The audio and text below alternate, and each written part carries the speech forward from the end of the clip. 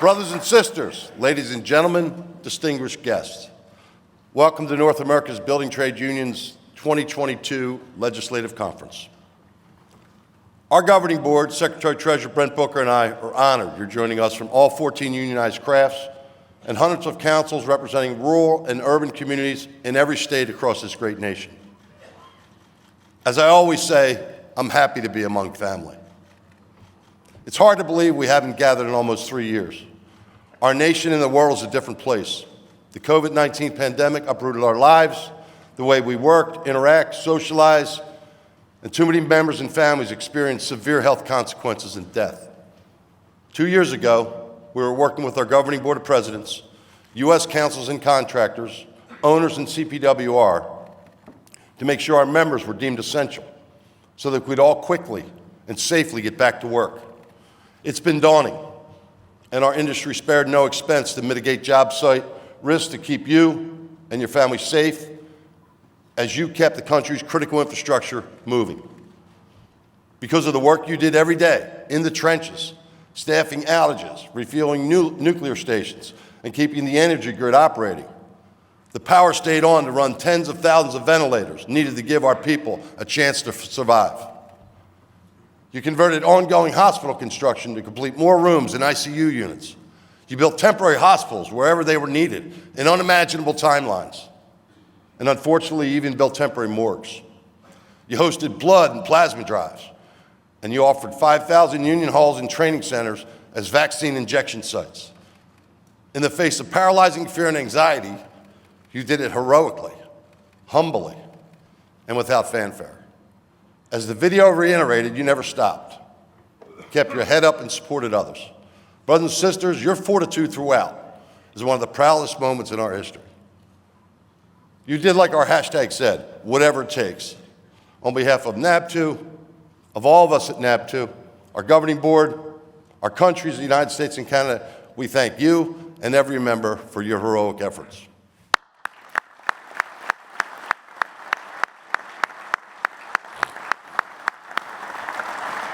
I also want to personally thank the Governing Board of Presidents for their leadership, commitment, and direction. They never pulled in the reins. All they said was keep moving forward. Thank you, gentlemen. Brothers and sisters, not to be understated, but we've been through a lot. COVID-19, civil unrest, and the most important election in our country's history. After the death of George Floyd, you stood up to support our black brothers and sisters against a grave miscarriage of humanity and justice laid bare for the entire world to see. So many of you spoke up, marched, and provided refuge, shelter, water, and food to law-abiding protesters. Brothers and sisters, when certain news outlets minimized the civil unrest, when false claims undermined our election process and the outcome, when it became apparent to us and the rest of the world that our so-called leader could not accept defeat after the people had spoken and the votes were counted, and a serious coup attempt for the first time in our history began to be rolled out. And brothers and sisters, it did not end on January 6th.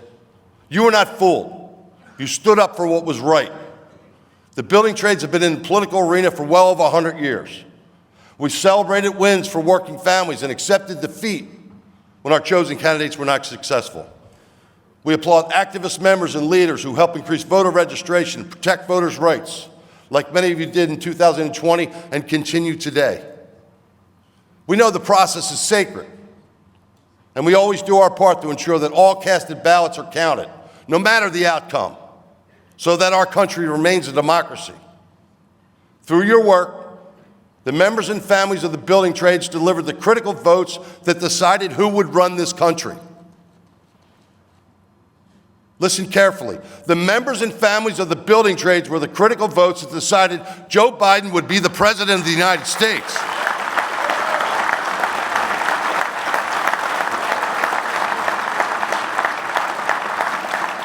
And let me make one thing clear across this country. North America's Building Trade Unions members and their families support democracy, full stop.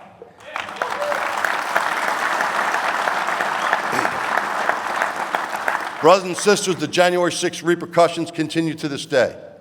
Current polarization on issues spanning the political spectrum have been fueled by misinformation, much of it emanating from the very same thug who attacked the Ukraine. We cannot allow Putin or his American comrades to distract Americans from the truth. Brothers and sisters, we ran through the tape to get Joe Biden and Kamala Harris elected.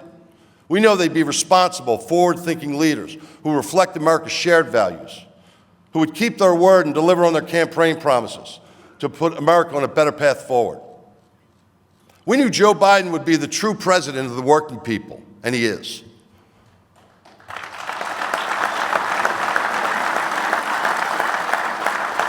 The former administration tried to cripple Davis-Bacon. They tried to kneecap registered apprenticeship. They had the most anti-union NLRB general counsel in history who tried to devastate our ability to enter into project labor agreements and upend collective bargaining in the unionized construction industry. Literally within hours of taking the oath of office, Biden fired that NLRB general counsel.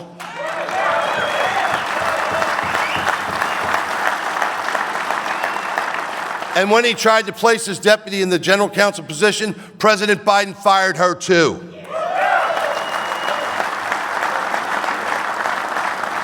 The Biden-Harris administration from day one has done the hard but necessary work to stand up for working people. They have engaged the labor movement and the building trades, and their actions have matched their words. At all levels of government, this administration is addressing kitchen table issues that truly matter to our members and all American families.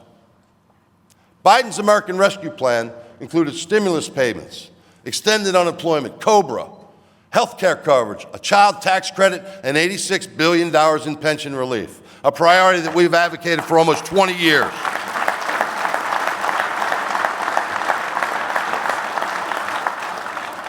Then President Biden signed a $1.2 trillion bipartisan infrastructure law that gives America and Americans more.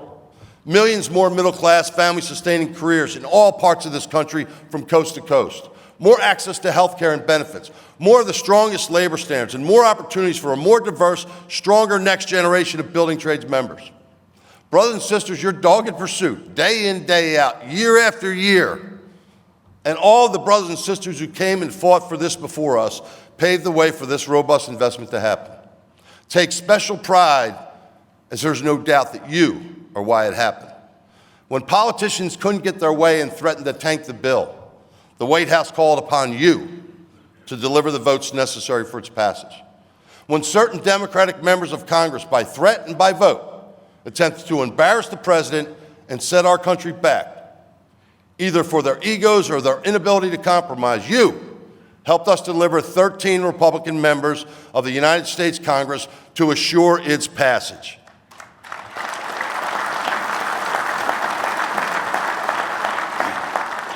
But don't take my word for it.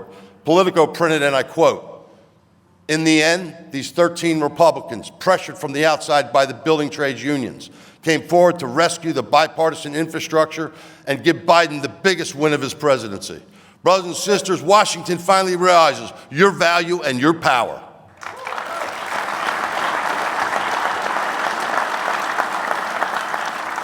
From here, the opportunities that lie ahead are limitless for our current members, future members, signatory contractors, our soon-to-be signatory contractors, and tens of thousands of people from at-risk communities, communities of color, the justice involved, women and veterans. We've had historic bipartisan support to preserve prevailing wage. Last June, 58 senators voted to reject an amendment that would have stripped labor standards on the first significant Senate vote on Davis-Bacon in over a decade. That number includes 8 Republican United States senators voting with us. And under the Department of Labor, Secretary Walsh's leadership, proposed Davis-Bacon updates will finally return the Act to its original intent to better protect communities and all construction workers, whether they're union or not.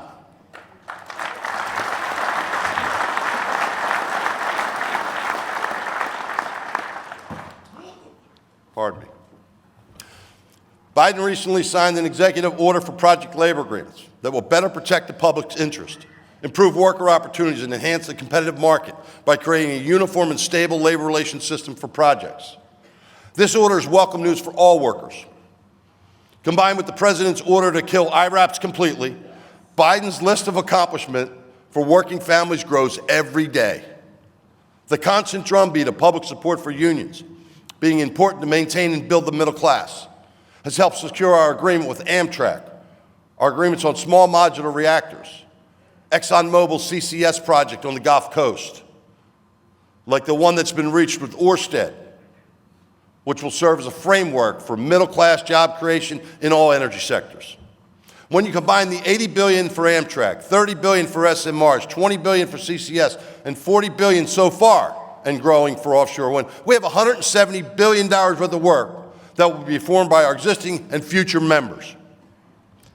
All of this was negotiated with the help of our councils and affiliate construction directors and led by a phenomenal labor leader, my partner and your Secretary-Treasurer, Brent Booker. Thank you all for your efforts. Thank you, Brent.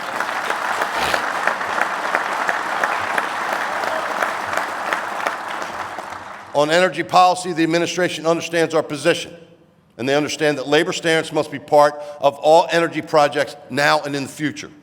Let me be clear.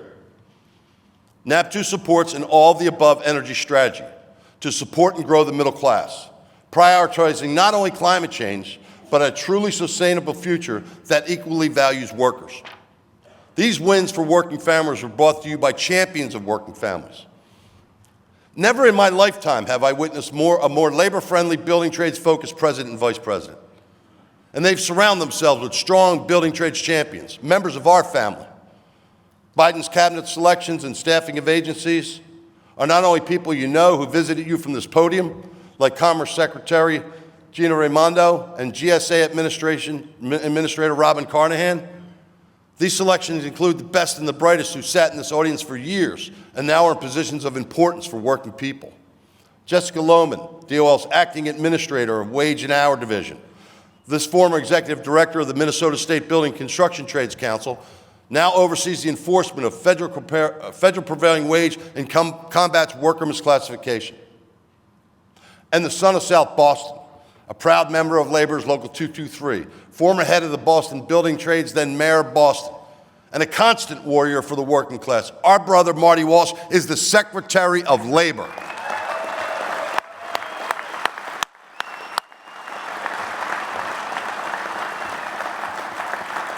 They, along with Majority Leader Schumer and Speaker Pelosi and many congressional members, continue to knock down barriers and prioritize the people who actually make this country what it is, the working class, the middle class. To keep our allies in power on the Hill takes communicating these wins with our rank-and-file members and their families like never before. I can't emphasize this enough. You all know what you're dealing with. We must communicate what our building trade supporters in Congress, Democrats and some Republicans, have done. We must give them the facts. Winston Churchill once said, and I quote, "The truth is inconvertible. Malice may attack it, ignorance may deride it, but in the end, there it is," end quote. You, here in this audience, not cable news, must tell our members that there's never been more done through legislation and policy by a president, vice president, and Congress for the poor, the working class, the middle class, and our members. And remember, they did all of this in just over a year, all during a pandemic, an ongoing coup attempt, and now war in Europe.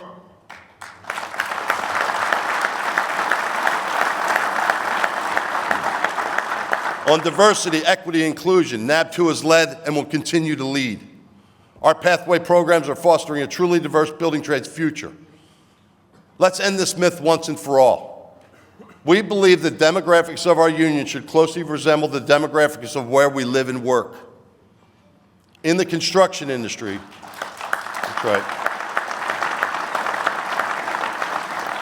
In the construction industry, the unionized sector, the building trades organized sector, we recruit a high percentage of apprentices who are people of color and women.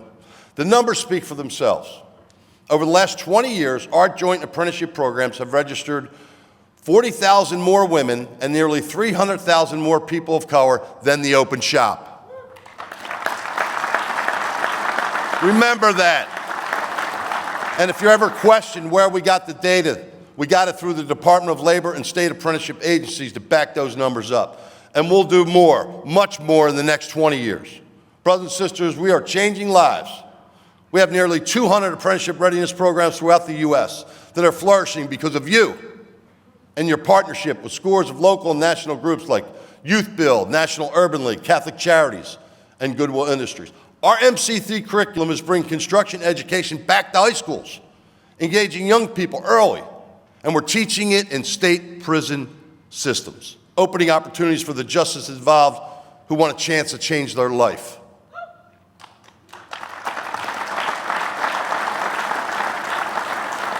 Brothers and sisters, you see it in your own councils. APRs provide underrepresented communities with opportunities to access the middle class through our registered apprenticeship system.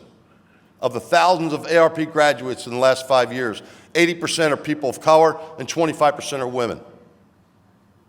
In that time, when you include helmets to hard hats on our other pathway programs, we have graduated almost 25,000 men and women that are now on various levels of registered apprenticeship.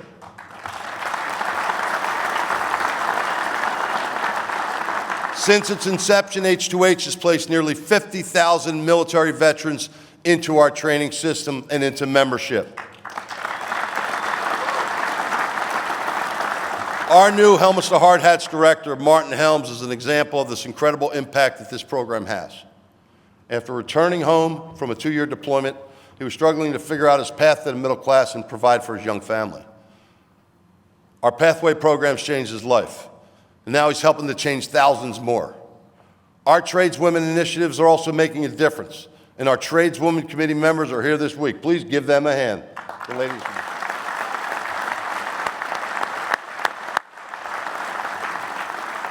Because of their leadership and our programs like Lean In Circles, Tradeswomen Build Nations, the number of women entering the building trades and working in our industry has doubled in the last 10 years.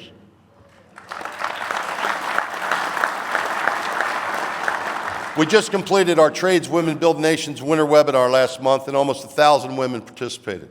Our in-person conference this fall will be in Vegas, and I have no doubt it will be bigger and better than ever.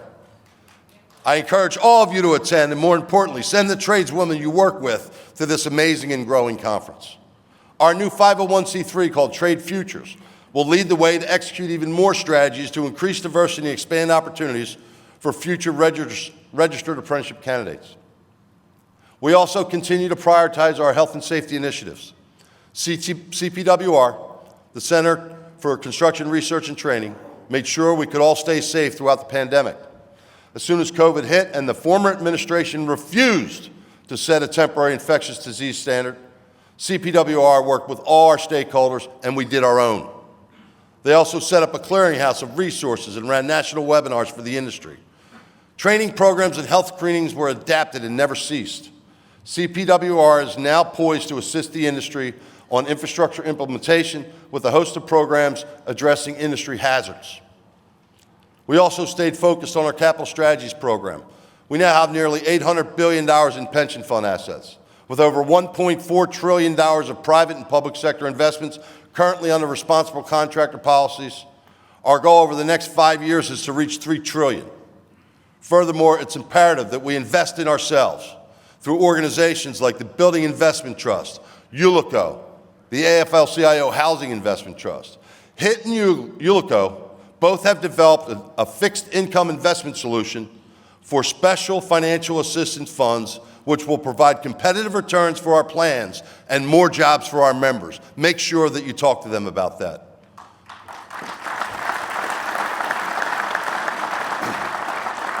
We've strengthened our investment database to lower investment costs and expand our investment consultant, real estate, and infrastructure report cards to remind the professional class that this is our money, and we want it to be used for the exclusive benefit of our members. All these efforts increase our influence, create jobs, and generate economic activity, which in turn provide opportunities for our contractors to procure work, which then puts our members to work and gets us the return we need to maintain the benefits that we've promised. Brothers and sisters, the building trades collectively are on a strong growth trajectory. We've grown by almost 500,000 members since 2013. We have what it takes to meet the demand that already exists. That's right, that's worth clapping about.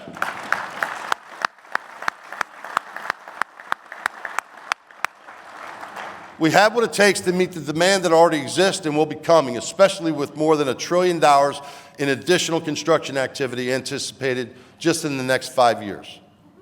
We know what we need to do to recruit new entrants and the people already in the industry whose skill sets can be enhanced through our training and membership. Brothers and sisters, we also have no excuse not to grow our market share. None. There are no excuses left. While tending to our current market share and the projects and contractors that have sustained us for years, however you do it, we need to create and expand the contractor base to maximize the opportunities in front of us. We need more contractors to bid on all this new work. We can't complain about projects we did not capture when we did not have qualified contractors to competitively bid these projects. This is a transformational time for our industry and our unions. Imagine 50 years from now, whomever the man or woman is at this podium speaking to this group, when they remember back, they will have one or two reflections about what we did. They will either say how disappointed that when presented with this opportunity years earlier, we didn't do everything that it took to build our market share and our footprint through organizing, ARPs, recruitment and retention, and infrastructure implementation. Or they will say, I'm so proud of those that came before us because they took full advantage to give more during a transformational moment in our industry. They will say, because of your efforts in 2022 and beyond, more veterans, communities of color, more women are in the middle class through the building trades and the unionized construction industry. The unionized construction industry will be the most diverse industry in North America. Politicians of every stripe will know that the building trades manned the breach to defend our democracy, our Constitution, and our Bill of Rights for future generations when it mattered most. And I already know which one they will say.